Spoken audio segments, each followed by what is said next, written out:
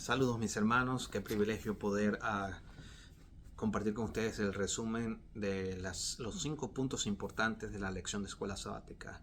Les saluda a su amigo el pastor Walker Montilla desde la ciudad de Durham, Carolina del Norte, en el equipo del Distrito Campeón, Distrito de Durham, Asociación de las Carolinas, Conferencia Las Carolinas.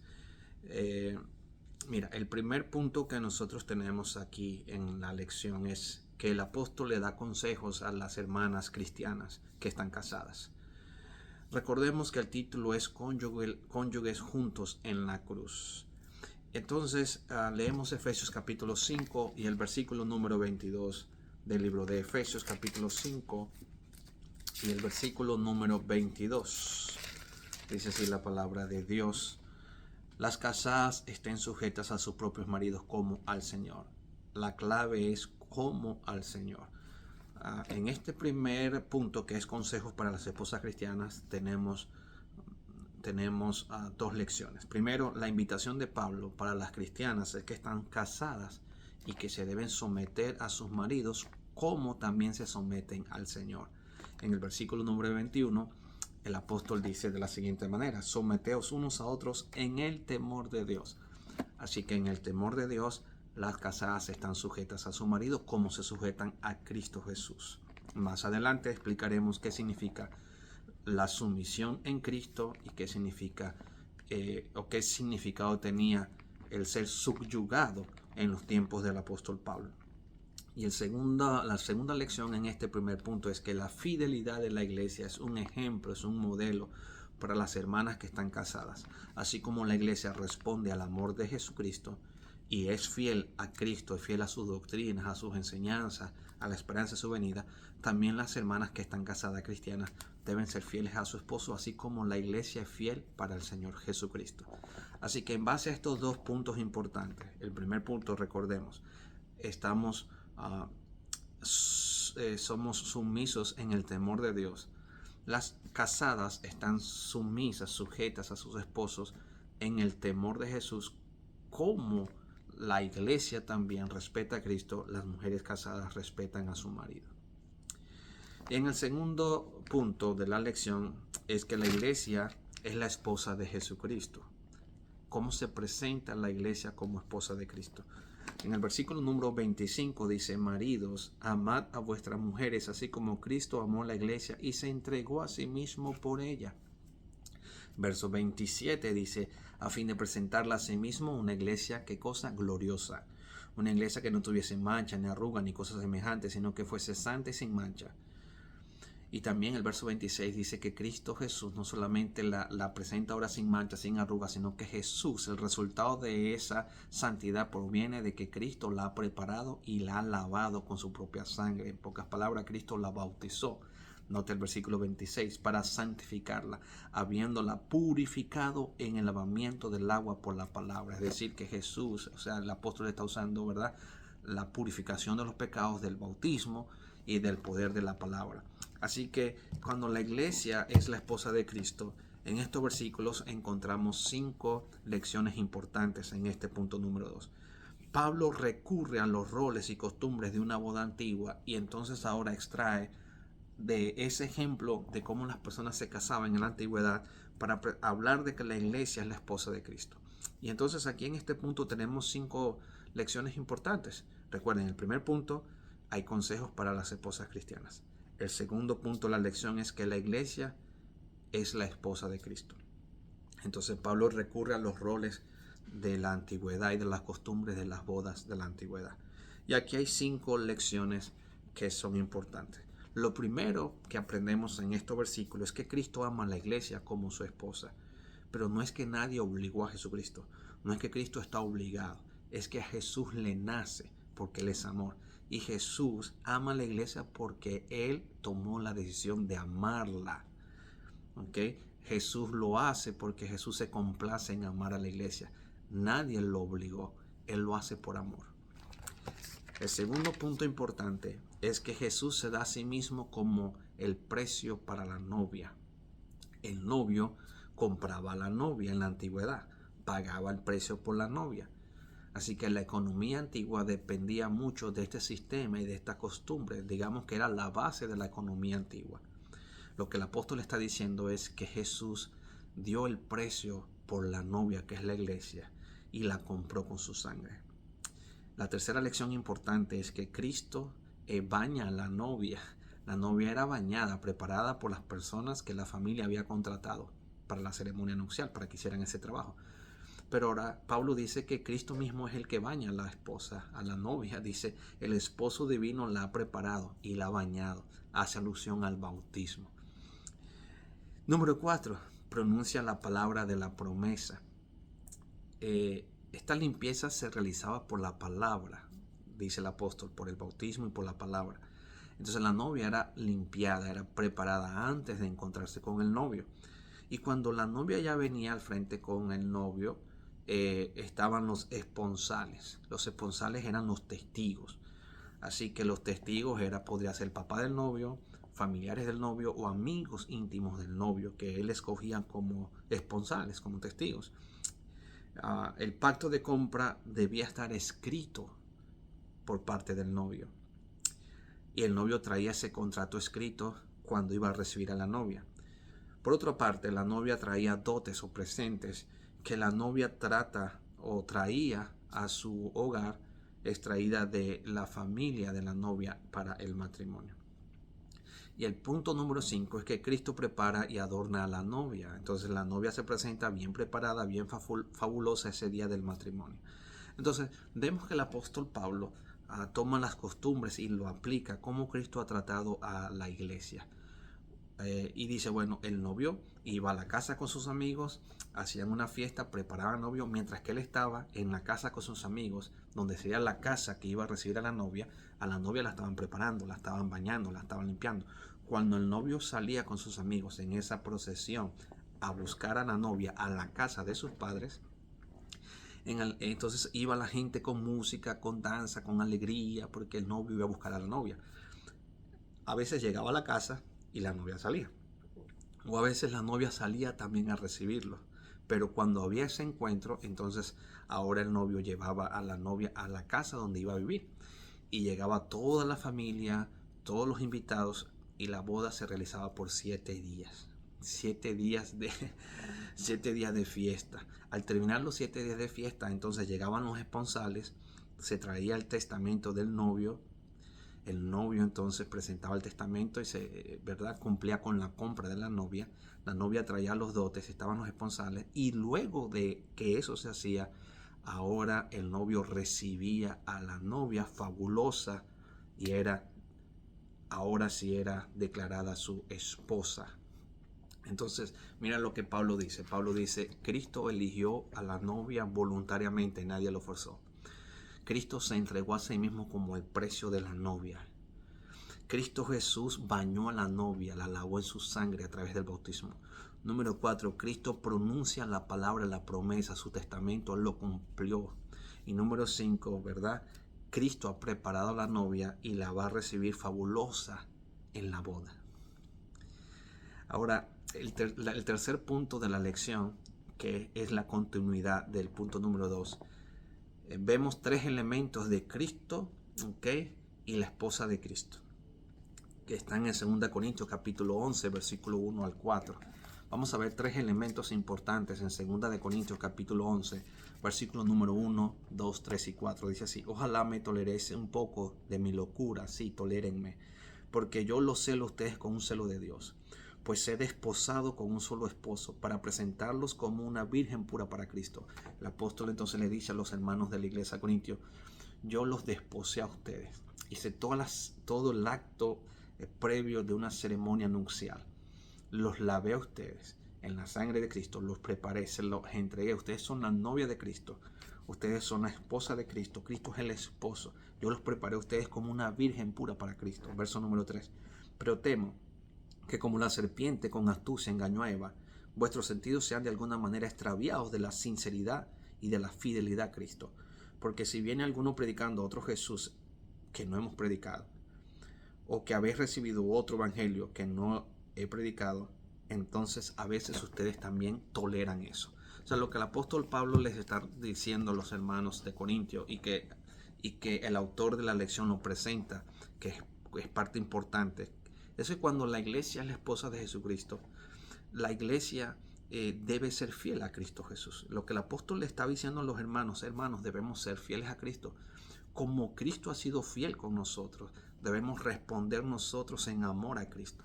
Y esa respuesta está en el ejemplo que nosotros damos al traer la institución familiar a nuestra vida. ¿Okay? Entonces, Pablo presenta la relación de Cristo con la iglesia en un patrón cronológico que se va desarrollando. Y hay 3 puntos importantes, o sea, 3 pasos en el patrón cronológico que Pablo presenta. Número 1, Pablo habla de un compromiso. En estos versículos de 2 Corintios capítulo 11, versículo 1 al 4, Pablo presenta 3 elementos. Primer elemento, el compromiso de Cristo con la novia. Cristo se comprometió y se ofreció a sí mismo por la iglesia. O sea, que el compromiso de Cristo no solamente se quedó en palabra, es una realidad. Cristo prometió, Cristo cumplió y Cristo continúa trabajando en favor de la iglesia. Número 2, la preparación para la ceremonia nupcial. Jesús preparó a la novia y la compró. Y ahora se esfuerza para presentarla en su segunda venida. Y punto número 3, la ceremonia nupcial en sí. El apóstol dice, entonces, hermanos, Cristo atiende a la iglesia actualmente. Cristo no solamente la compró, Cristo no solamente la lavó, sino que ahora Cristo Jesús la está preparando para su encuentro, la trabaja, la prepara. El encuentro será grande, será la celebración grande, la que nosotros estamos esperando. Esa celebración donde Cristo toma a la novia y la prepara para sí mismo y la toma para sí mismo, será en la segunda venida de Jesús. Así que Cristo nos está preparando para tomarnos a nosotros a sí mismo en su segunda venida y nos iremos para siempre a vivir por la eternidad con el Señor, en la mansión que Él ha preparado para su novia. Así que la boda se va a celebrar en la segunda venida de Cristo. Jesús entonces tomará a la novia y la va a presentar para sí mismo. Entonces, hermanos, lo que Pablo nos dice es que debemos ser fieles a Cristo. Por eso la esposa debe ser fiel a Cristo y debe ser fiel al esposo como Cristo es fiel a la esposa. El esposo va a ser fiel a Cristo y debe ser comprometido. Debe tener preparación. Debe desarrollar los elementos necesarios que Cristo nos está enseñando. Y nosotros como miembros de Cristo debemos estar comprometidos con el Evangelio de Cristo, comprometidos con nuestro compromiso con la iglesia, comprometidos con los dones espirituales, comprometidos. A veces nos falta compromiso. Y lo que el apóstol está diciendo, hermanos, debemos estar comprometidos como Cristo se comprometió con nosotros. No solamente de palabras, sino en acciones. Hermanos, Cristo se está esforzando por nosotros. También nosotros esforcémonos por el Evangelio de Cristo Jesús. Hermanos, Cristo Jesús nos va a venir a reclamar para sí en su segunda venida. Preparémonos y seamos fieles y leales a Cristo Jesús para el encuentro de Cristo con la novia, que es en la celebración de su boda en su segunda venida. El punto número 4 que vemos aquí en la lección es que debemos amar a las esposas como a nosotros mismos, los que estamos casados. Eso es lo que Pablo le dice ahora a los esposos. Esposos, ustedes deben amar a su esposa como se aman ustedes mismos. Efesios 5, 28 al 30. Efesios 5, 28 al 30 dice la palabra de Dios. Así también dice, los maridos deben amar a sus mujeres como a sus mismos cuerpos. El que ama a su mujer, a sí mismo se ama, porque nadie aborreció jamás a su propia carne, sino que la sustenta y la cuida, como también Cristo a la iglesia, porque somos miembros de su cuerpo, de su carne y de sus huesos. Querido hermano, y el otro versículo dice, Pablo cita ahora lo que dice Génesis también, ¿ok? Pero, ¿de qué está hablando Pablo en estos versículos? Ahora, Pablo está hablando de pater familias, que era la ley grecorromana que le daba derecho al hombre del hogar a golpear a su esposa y de aborrecerla si él quería. La podía tratar inclusive como una esclava, porque la mujer era como un derecho del hombre. Así que en ese sentido, Pablo les dice a los hermanos, aunque ustedes tienen, ¿verdad?, poder político de la ley pater familias, Recordemos que ahora debemos estar en otra ley, la ley del amor de Cristo Jesús. Ya la sociedad en los tiempos de Pablo estaba restringiendo un poco más esta ley, porque no era vista públicamente de manera aceptable, aunque todavía se permitía legalmente. Y ahora el apóstol le dice, hermanos, ya nosotros no estamos en esa antigua vida, ya nosotros estamos en la ley del amor de Cristo Jesús. Por lo tanto, los esposos cristianos no debemos optar por aborrecer a nuestras esposas, ni maltratar a nuestras esposas, ni abusar de ellas físicamente, ni emocionalmente, sino entender que es nuestra propia carne y que debemos tratarla como Cristo nos trata. Debemos evitar la violencia, debemos evitar la aspereza y debemos tratar a nuestras esposas recordando que nuestra esposa es nuestro propio cuerpo. Así que trata a tu esposa como tú te tratas a ti mismo. Te golpeas tú, eres áspero contigo, eres violento contigo mismo, te tratas a ti mismo como un esclavo, como un trapo, entonces, ¿verdad? De la misma manera no vas a actuar de esa manera con tu esposa, porque tu esposa es tu segundo yo. Tremendo lecciones. Y ahí vemos el equilibrio, ¿verdad? Donde las esposas deben respetar a su esposo y ser sumisos. Y también ahora los esposos aman a las mujeres como Cristo ama a la iglesia. Y el último punto sumamente importante que aprendimos en esta semana es que el modelo matrimonial es de una sola carne. El modelo del matrimonio es de una sola carne. El apóstol dice en Efesios capítulo número 5, el verso número 28, él cita también lo que dice Génesis capítulo 2 y el versículo número 24. Lo cita en el versículo número 31 de Efesios 5, dice: por eso dejará el hombre a su padre y a su madre y se unirá a su mujer y los dos serán una sola carne. Literalmente cita Génesis capítulo 2 versículo número 24.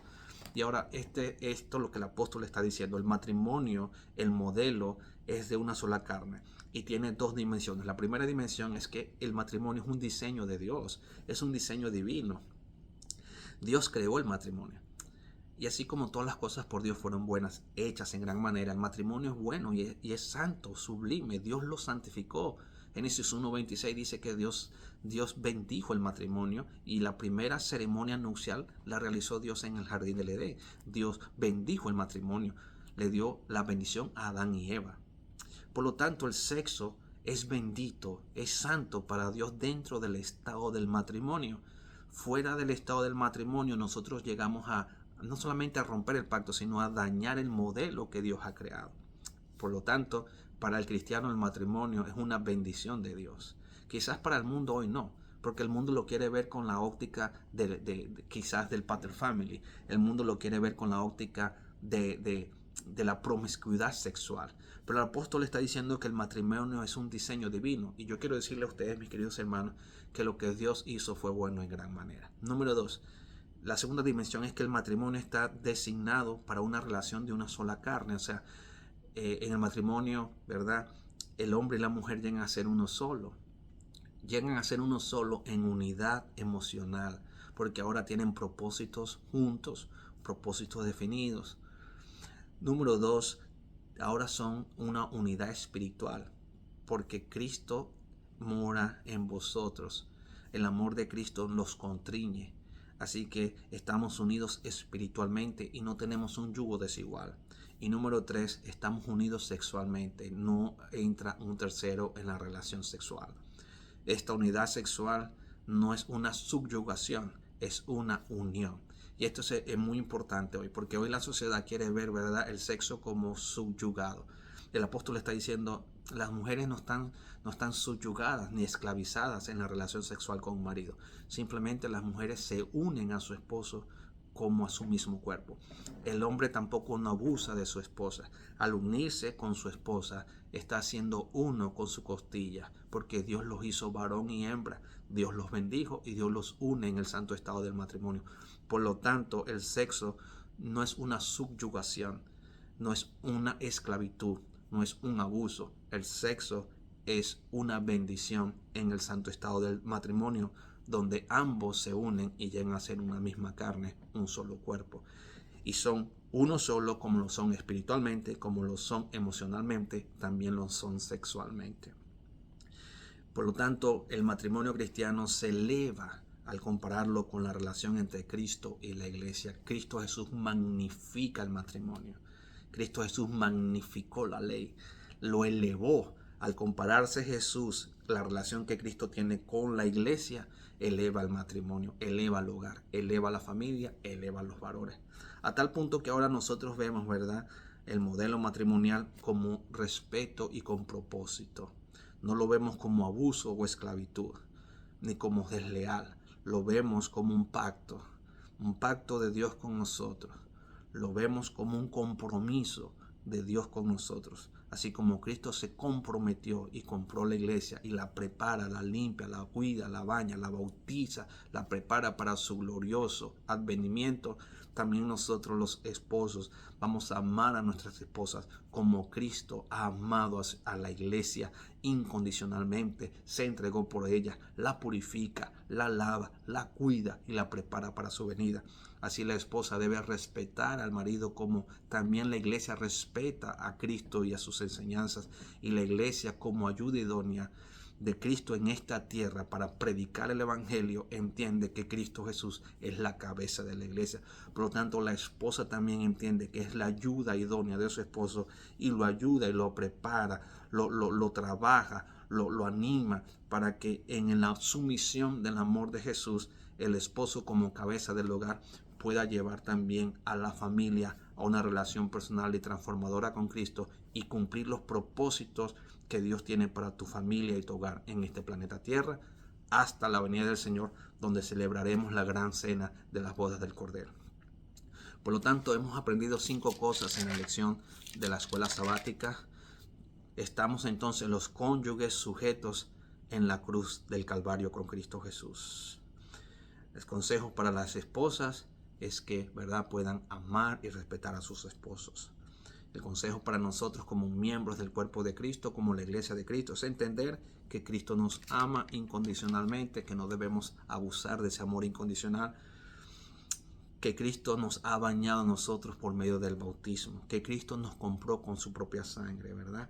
Y que Cristo ha hecho un pacto, y ese pacto lo selló en la cruz del Calvario. Su palabra la cumplió como Cordero de Dios que quita el pecado del mundo y nos ha preparado para su glorioso encuentro. De la misma manera, entonces, ahora nosotros debemos estar comprometidos con Cristo como Cristo se comprometió con nosotros. Cristo ha preparado la ceremonia nupcial. Cada día nos prepara y Cristo Jesús vendrá por segunda vez para que la ceremonia nupcial sea un positivo, se realice en sí y Cristo se lleve a la novia y se la ha preparado a sí mismo y la va a tomar y la va a hacer de él en su segunda venida. Por lo tanto, debemos ser fieles a Cristo Jesús. Maridos, debemos amar a nuestras esposas como a nosotros mismos, recordando que nuestra esposa es nuestro propio cuerpo. Debemos, en vez de aplicar el Pater Familias, debemos aplicar la ley del amor de Cristo Jesús. Debemos evitar la violencia y la aspereza y tratar a nuestras esposas como a nuestro propio cuerpo. El modelo del matrimonio no es un invento de ninguna religión, no es un invento de un laboratorio.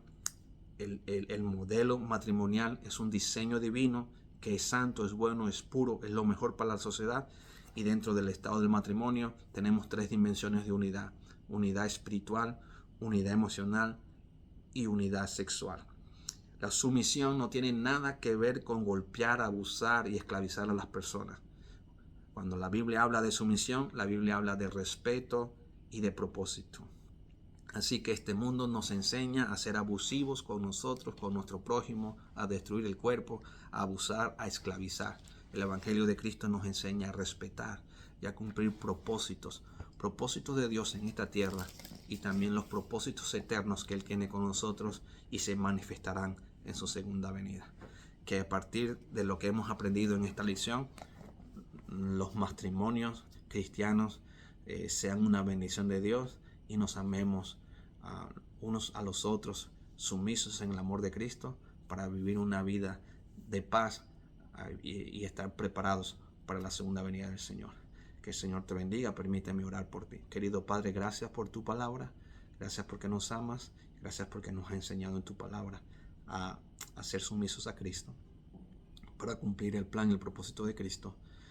Bendiga nuestros matrimonios, bendiga el hogar que Satanás, Señor, no los pueda destruir, sino que tu palabra nos pueda fortalecer, tanto la esposa como el esposo podamos tener el carácter semejante al de Cristo y podamos vivir cumpliendo esa unidad perfecta de respeto, de sumisión, de lealtad, de fidelidad y del amor los unos con los otros. En el nombre de Jesús. Amén. Dios te bendiga.